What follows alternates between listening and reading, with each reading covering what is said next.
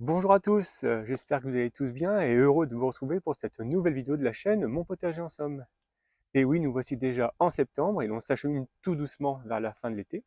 Dans cette vidéo, je vous propose de faire un petit peu le point ensemble, et un point non exhaustif bien évidemment, de ce que l'on peut faire au jardin, que ce soit jardin d'ornement ou jardin fruitier, et puis bien évidemment au potager. Allez, c'est parti!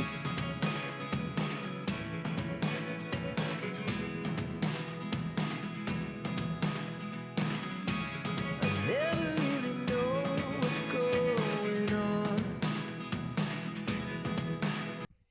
Avant de nous intéresser sur les activités que l'on peut faire au jardin et au potager, quel type de climat faut-il s'attendre sur le mois de septembre? Alors septembre, c'est le premier mois automnal météorologique de l'année, avec éventuellement des possibles vagues de chaleur durant ce mois de septembre, mais on constate quand même toutefois à la fois une baisse de température et puis une baisse de l'ensoleillement sur ce mois de septembre.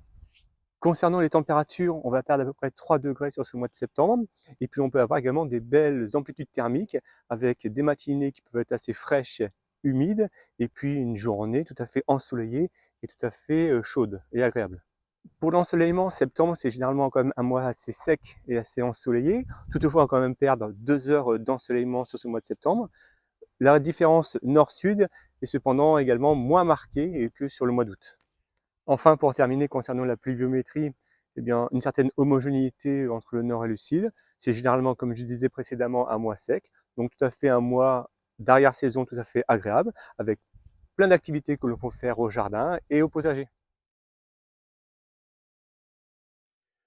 On commence par l'entretien de la pelouse. Alors septembre, c'est vraiment le bon mois pour commencer à prendre soin de sa pelouse. Alors qui dit prendre soin, c'est commencer à la faire utiliser le scarificateur. Donc là, vous voyez derrière moi, j'ai un scarificateur. Alors, nul placement de produit.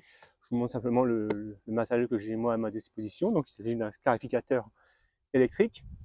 Il en existe également tout simplement des manuels. Alors ça, c'est fonction bien évidemment de la surface dont on a pour au niveau de la pelouse. Donc tout simplement pour vous montrer, je vous ai retourné le scarificateur. Donc vous voyez tout simplement c'est des petites tiges qui sont donc le long du scarificateur. Donc tout simplement en fait ça va tourner et puis ça va permettre d'aérer le sol. Donc l'objectif du scarificateur c'est à la fois donc d'aérer le sol, de retirer tout ce qui est mousse, mauvaises herbes qui en fait nuisent au bon développement de la pelouse.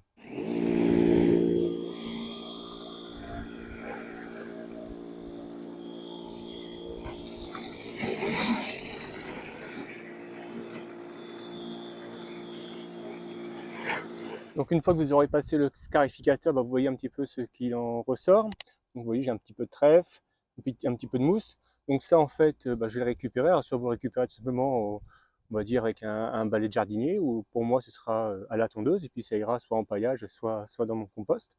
Alors une fois que vous avez scarifié votre pelouse, il vous restera simplement, pourquoi pas, mettre un petit peu d'engrais pour justement dynamiser la pelouse et qu'elle puisse bien passer l'hiver et qu'elle puisse être tout à fait magnifique au printemps prochain.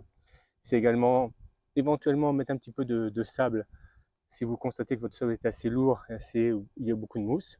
Et puis rajouter, et pourquoi pas également un petit peu de terreau à pelouse qui est bénéfique également pour l'herbe. Concernant les parterres de fleurs, on va pouvoir, et je vous montre là les agapanthes qui commencent tout doucement à faner, eh bien, on va pouvoir couper les vivaces dont les fleurs sont fanées ou que les tiges commencent à se dessécher. On va pouvoir retirer tout simplement toutes les fleurs fanées, que ce soit vivaces, comme je disais, ou rosiers par exemple. Sur ce mois de septembre, on va pouvoir commencer à faire des plantations, on va pouvoir commencer à planter des iris ou diviser les iris si vous en avez déjà en place, et puis planter, commencer à faire les plantations de vivaces, des bulbes printaniers. Bulbes printaniers comme les crocus ou les narcisses, on va pouvoir également commencer à faire des boutures, boutures de rosier par exemple, et puis on va pouvoir commencer à récolter tranquillement des graines, des fleurs qui vont nous intéresser pour la saison prochaine, donc des fleurs qui vont sécher, et ça on va pouvoir tout à fait commencer à récolter et à les conserver pour l'année prochaine.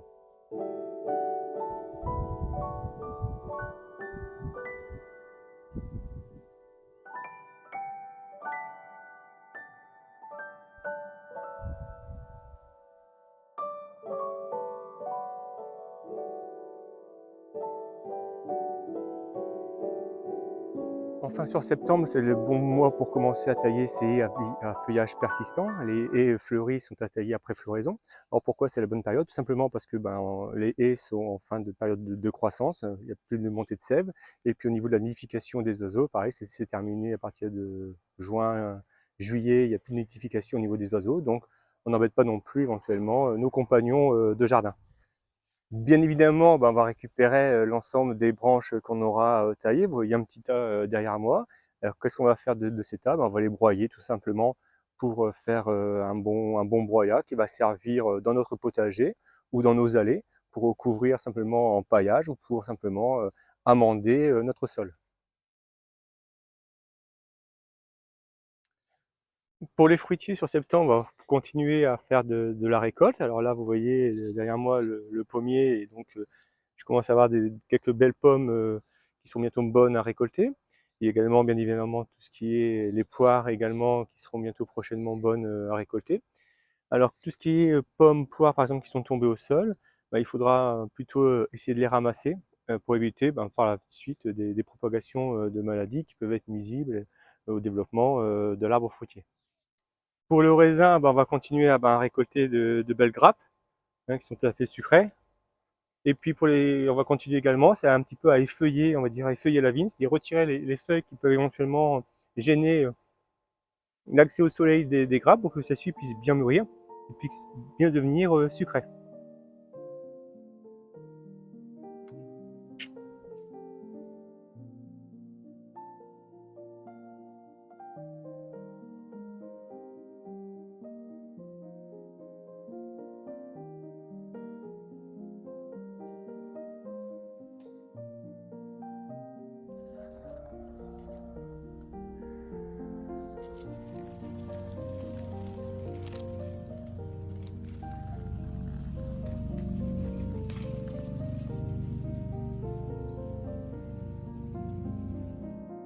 Pour les fruits, c'est également la bonne période pour récolter les mûres. Et puis, c'est également pour moi la période idéale, septembre, pour installer sa fraiseraie dans son jardin. Alors j'ai fait une vidéo récemment et je vous mettrai le lien en haut de l'écran si vous ne l'avez pas encore vu, puis en toute fin de vidéo. Donc c'est pas une période pour planter ses fraises.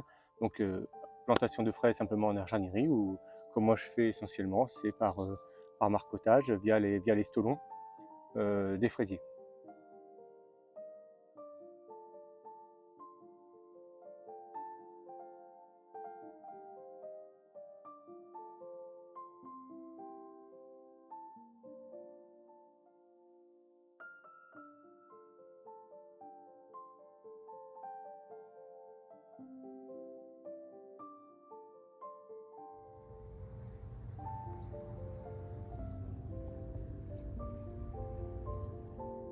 Au potager, septembre, c'est une période, on va dire, transitoire. Alors, on continue bien évidemment à récolter encore tous ces bons légumes d'été, tomates, poivrons, piments, aubergines, etc., etc.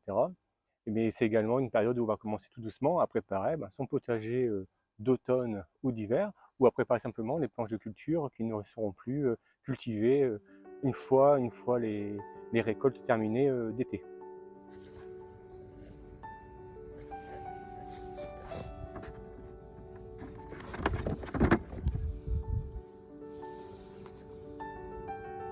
Bien évidemment, sur septembre au potager, on continue à surveiller les plants qui sont mis.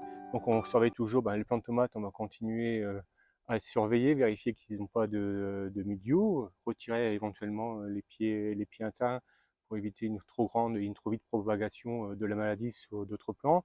On va continuer à essayer d'éviter que les plants traînent par terre. On va retirer les feuilles éventuellement atteintes également par l'oïdium, toujours dans un souci de prolonger au maximum les récoltes des légumes d'été et profiter au maximum de bons fruits, toujours savoureux derrière. Bien évidemment, on pense au niveau quand on fait récolte, on pense éventuellement stockage et puis éventuellement également prolongation sur les périodes hivernales par des moyens de stérilisation ou de congélation.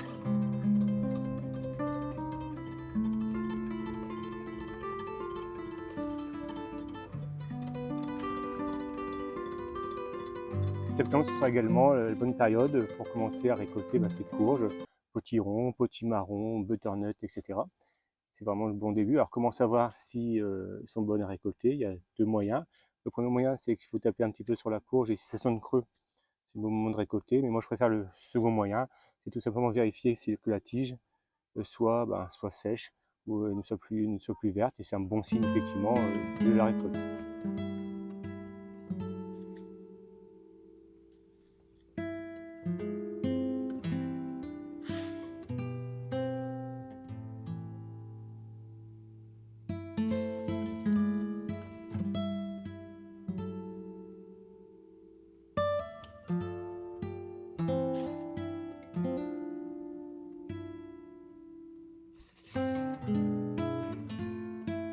Bien évidemment, sur septembre, on peut commencer à semer des engrais verts sur les planches de culture que vous allez plus cultiver, envie de patienter et d'amender votre sol pour l'année prochaine. Mais sinon, on peut continuer à faire des semis sur septembre.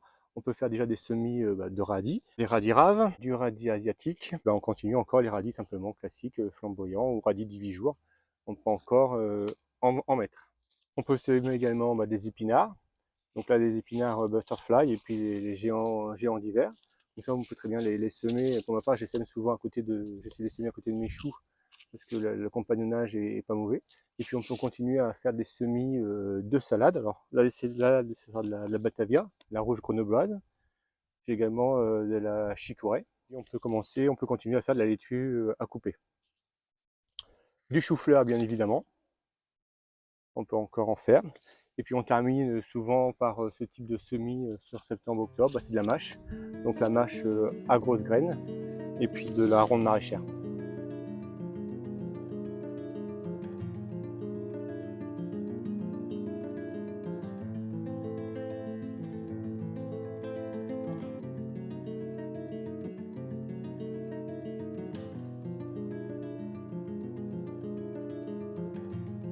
Question semis ou sur vos plans en général, septembre avec le retour de l'humidité, eh bien ce sera le retour des limaces pour notre plus grand plaisir.